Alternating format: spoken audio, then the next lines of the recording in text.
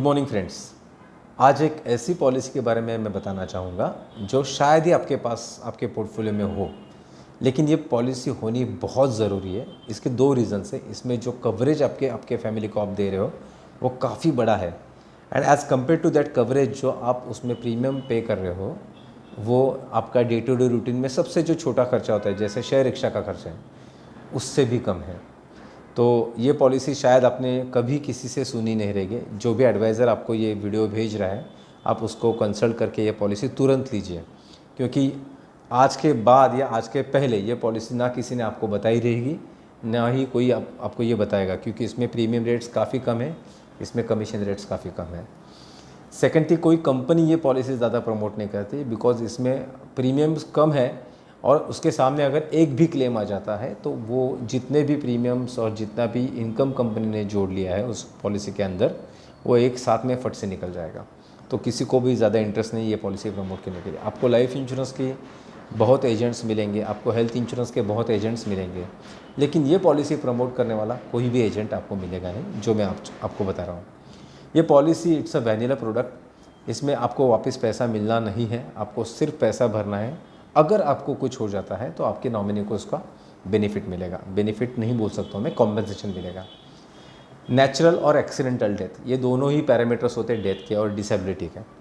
लेकिन natural death में most of the time अगर किसी को 3 अटैक आ चुके हैं, चौथा अटैक आता है और उसमें उसको कुछ हो जाता है, या किसी को कैंसर है वो 3rd स्टेज पे चला जाता है और उसकी डेथ हो जाती है, किसी को पैरालिसिस का अटैक है उसमें वो कोमा में है या ऐसा कुछ है, तो ये सब सिचुएशंस में ना थोड़ा बहुत वो घर वाले प्रिपेयर रहते हैं कि शायद चौथा अटैक आ जाएगा और उनको कुछ हो सकता है, या कैंसर 3rd स्टेज पे ऑलरेडी चला गया है, शायद उनको कुछ हो सकता है।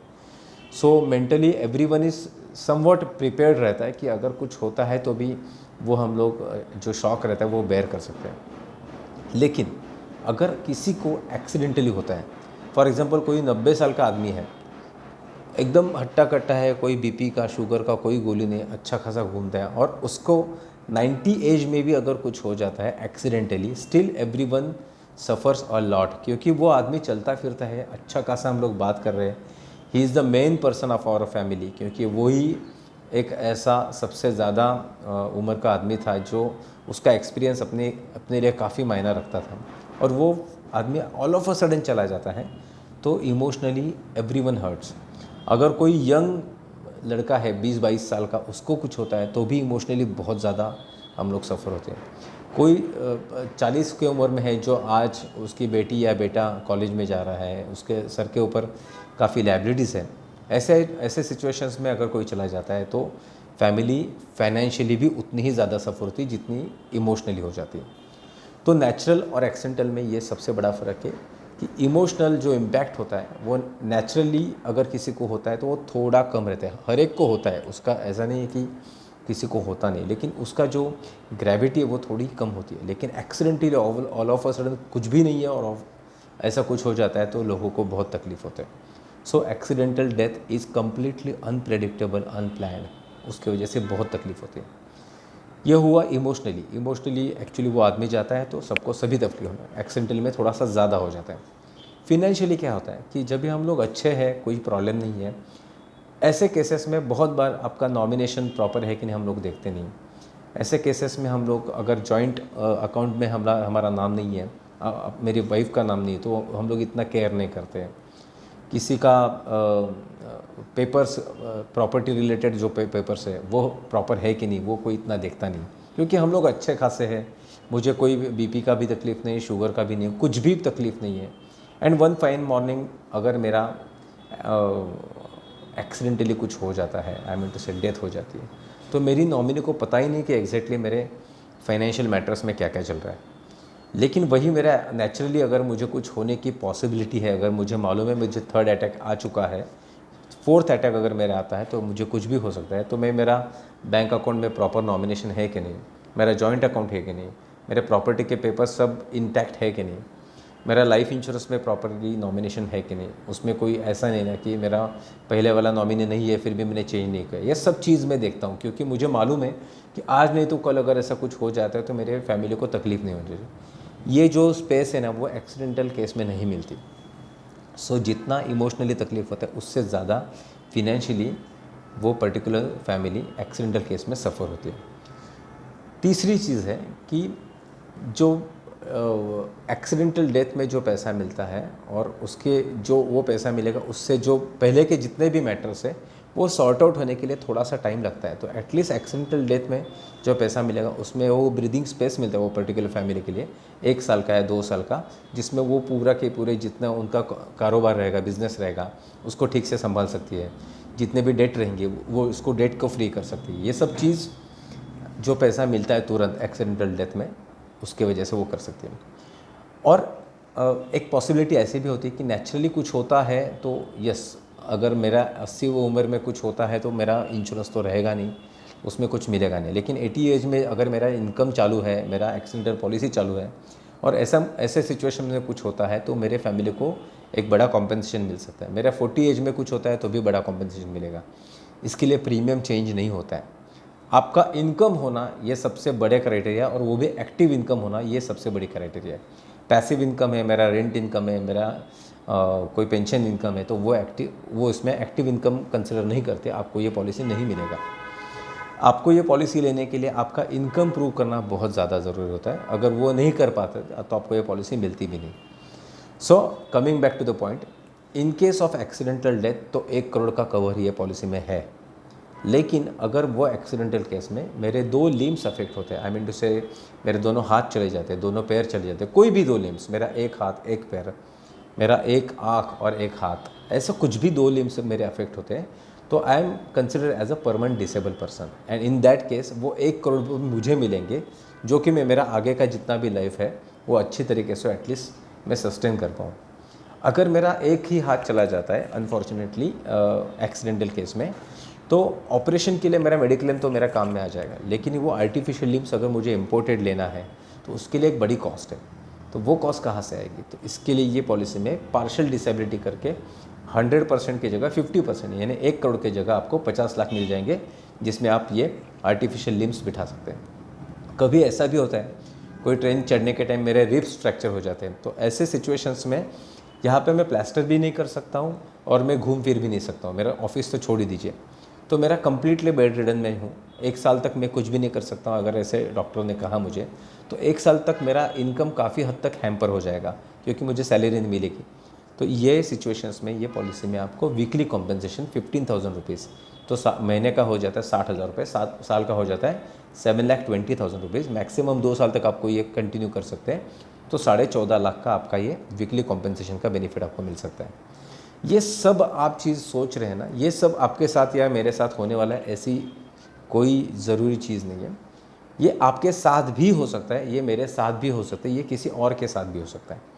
लेकिन भगवान ना करे ये मेरे साथ अगर गलती से हो जाता है, तो मेरे एटलीस्ट फैमिली को मैंने ऐसे ही छोड़ा नहीं कि उनको कुछ ना कुछ मैंने अच्छे तरीके से प्रोविज़न करके रखी। अगर डिसेबिलिटी आ जाती है, परमानेंट डिसेबिलिटी आती है, तो मैंने मेरे लिए कुछ प्रोविज़न करके रखी है कि अगला 1 साल 2 साल तक मैं काम भी ना करूँ तो मेरे पास कुछ ना कुछ अच्छा अमाउंट रहेगा जिसमें मैं सर्वाइव कर सकता हूँ। अभी 1 करोड़ का एक्सीडेंटल डेथ, 1 करोड़ की परमानेंट डिसेबिलिटी, 2 लिम्स अगर अफेक्ट होते हैं तो 1 करोड़ की पार्शियल डिसेबिलिटी, एक हाथ या एक पैर चला जाता है, एक आँख चली जाती है, तो partial disability and weekly compensation का 15,000 रुपीज़, यानी साल का होता है 7.25 लाख रुपये, 7,20,000 रुपये टू बी वेरी प्रिसाइज।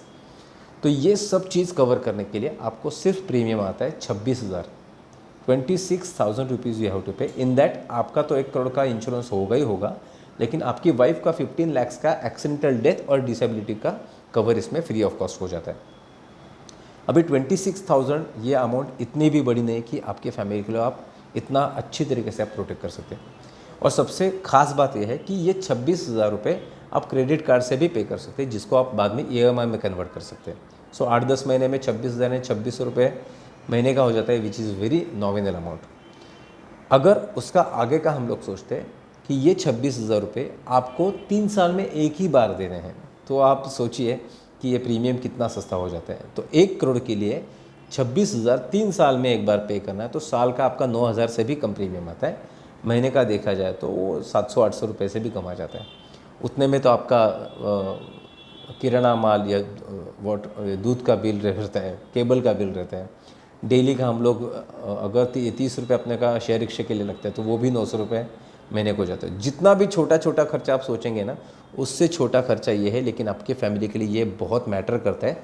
अगर आपको गलती से भगवान न करे कुछ हो जाता है तो, या होने के बाद अगर आप है लेकिन आपके डिसेबलमेंट गलती से आपको आ जाती है, तो आपके लिए भी ये बहुत मैटर करता है। ये 20-30 रुपये कुछ मायने नहीं रखता अगर खर्चा हो जाता है तो, लेकिन ये अगर 1 करोड़ मिलता नहीं है तो it makes lot of difference. ये पॉलिसी शायद ही आपको किसी ने बताई रहेगी, मुझे मालूम नहीं, लेकिन जो भी एडवाइज़र आपको ये पॉलिसी समझा रहा है मेरे थ्रू, मेरा जो वीडियो आपको पास ऑन कर रहे हैं, आप डेफिनेटली उससे कंसल्ट कीजिए और ये पॉलिसी तुरंत निकालिए, क्योंकि ये पॉलिसी आपको ना किसी ने बताई है, ना आपको किसी ने अभी बता रहा है, और ना आगे आगे चल के कोई बताएगा। 5% कमीशन के लिए इतना कोई बात नहीं करता है, लेकिन ये हम लोग एक सोशल कॉज करके पॉलिसी दे रहे हैं। जैसे मेडिक्लेम आप लेना चाहिए, लेकिन मेडिक्लेम का हर साल आपका प्रीमियम आता है, बड़ा प्रीमियम आता है। लाइफ इंश्योरेंस का बड़ा प्रीमियम आता है। एसआईपी में आप बहुत अमाउंट इन्वेस्ट करते हो, म्यूचुअल फंड, शेयर मार्केट बहुत इन्वेस्ट करते हैं। ये 700-800 रुपये, ये सब इन्वेस्टमेंट में कोई मायना नहीं रखता, लेकिन 1 करोड़ रुपये अगर आपको कुछ होता है तो आपके फैमिली के लिए it makes lot of difference. So तुरंत आप ये पॉलिसी आपके जो भी एडवाइज़र उनसे लीजिए। लेने से पहले इसमें जो एक्सक्लूजन्स है वो मैं आपको एक बार बताता हूँ। 2-3 एक्सक्लूजन्स है, लेकिन वो समझना बहुत इम्पोर्टेंट है। फर्स्ट, इसमें सुसाइड का कोई आपको बेनिफिट नहीं है कि आपके फैमिली को। सेकंड थिंग, इसमें कोई भी इलीगल एक्टिविटी में आप इन्वॉल्व हो। फॉर एग्जांपल, मैं बाइक चला रहा हूँ लेकिन हेलमेट नहीं डाला, मैं कार चला रहा हूँ लेकिन बेल्ट नहीं पहना है, कार में पीछे बैठा हूँ लेकिन बेल्ट नहीं डाला है, फिर भी एक्सीडेंटल डेथ होती है तो भी कवर नहीं मिलेगा। सिटी में घूम रहा है लेकिन बाइक चला के मेरा डेथ हो जाती थी, helmet is compulsory, helmet is very very compulsory, it is mandatory. So आपको इलीगली कोई भी इसमें आप अगर रहेंगे, ड्रिंक एंड ड्राइव कर रहे हो, बेल्ट पहना है लेकिन ड्रिंक एंड ड्राइव कर रहे हो तो भी आपको नहीं मिलेगा। रॉन्ग साइड से आप जा रहे हो, एक्सीडेंटल डेथ हो जाती है, आपको मिलेगा नहीं।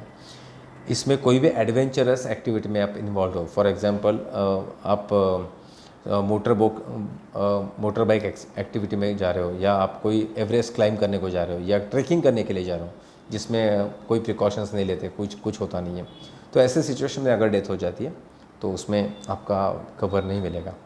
इसके अलावा वॉर लाइक सिचुएशंस में आप चले जाते हो, फॉर एग्जांपल पंजाब में कोई वॉर चल रहा है, इंडिया पाकिस्तान का कुछ चल रहा है अनफॉर्चुनेटली, और आप वहाँ पे जा रहे हो स्पेसिफिकली, तो वहाँ पे वॉर लाइक सिचुएशन जहाँ पे है वहाँ पे आप जाते हो और डेथ हो जाती है तो उसमें कवर नहीं मिलेगा।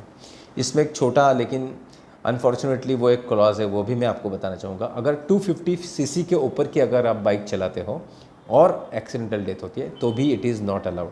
250 सीसी के ऊपर आपकी बाइक है, आप अगर ये पॉलिसी निकालते हो और 250 के ऊपर आपकी सीसी की बाइक है और डेथ हो जाती है तो आपको कवर मिलेगा नहीं। आपको इसके लिए ये सब क्यों चीज़ बता रहा हूँ, क्योंकि मुझे ये पॉलिसी आपको बेचनी नहीं है, लेकिन आप खुद जाके खुद समझ के ये पॉलिसी लेना ज़्यादा इंपॉर्टेंट है। और ये सब सिचुएशंस का जो क्लेम आता है ना, it is not more than 15%। 85% are genuine accidental death, even snake bite is accidental death.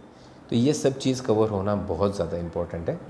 आप आपके एजेंट के थ्रू, आपके एडवाइज़र थ्रू, जिसने ये वीडियो भेजा है आपके लिए, उसके थ्रू ये डेफिनेटली पॉलिसी ले सकते हैं। बीइंग सेल्स मैनेजर, मेरा नाम और मेरा मोबाइल नंबर यहाँ पे मैं दे नहीं रहा हूँ, क्योंकि ये मुझे लगता है जितने भी एडवाइज़र्स हैं स्टार हेल्थ इंश्योरेंस के, सबको लिए ये फ़ायदा हो और सब ये पॉलिसी का जितना हो सके उसका फ़ायदा ले। फ़ायदा एडवाइज़र्स से भी ज़्यादा उनके क्लाइंट्स के लिए। उनका बिज़नेस एक सर्टन अमाउंट का बढ़ेगा, बट वो अमाउंट यानी साल के 9,000 तो आपका नॉर्मल कोई भी हेल्थ इंश्योरेंस का प्रीमियम रहेगा ना, it is more than 20, 25, 30,000 rupees. लेकिन ये 9,000 वाली चीज़ शायद ही आपको कोई एडवाइज़र बताएगा। सो ही इज़ वेरी जेन्युइन कि आपको ये पॉलिसी दे रहा है और आप उसका डेफिनेटली फ़ायदा लें। 3 साल में एक बार 26,000 भरना फॉर 1 CR, एंड 3 साल में एक बार 15,500 रुपये भरना फॉर 50 lakhs। ये दोनों ऑप्शन आपके पास ओपन है। अगर आपका इनकम ज़्यादा है तो आप 7 करोड़ तक की पॉलिसी आप इसमें से ले सकते हो। जो भी चाहिए आप डेफिनेटली लीजिए। मिनिमम 50 lakhs का कवर आपके फैमिली के लिए, आपके लिए बना के रखिए। 5,500 रुपये साल में कोई इतनी बड़ी आफत नहीं आती कि हम लोग को कोई प्रॉब्लम हो जाए। लेकिन अगर वो 5,500 में स्पेंड नहीं करता हूँ और अगर गलती से कुछ ऊपर नीचे हो जाता है तो 50 लाख या 1 crore makes lot of difference. So think twice. ये पॉलिसी डेफिनेटली लीजिए और तुरंत आपके जो भी एडवाइज़र है उनको कॉल कीजिए। Thank you so much, have a nice day.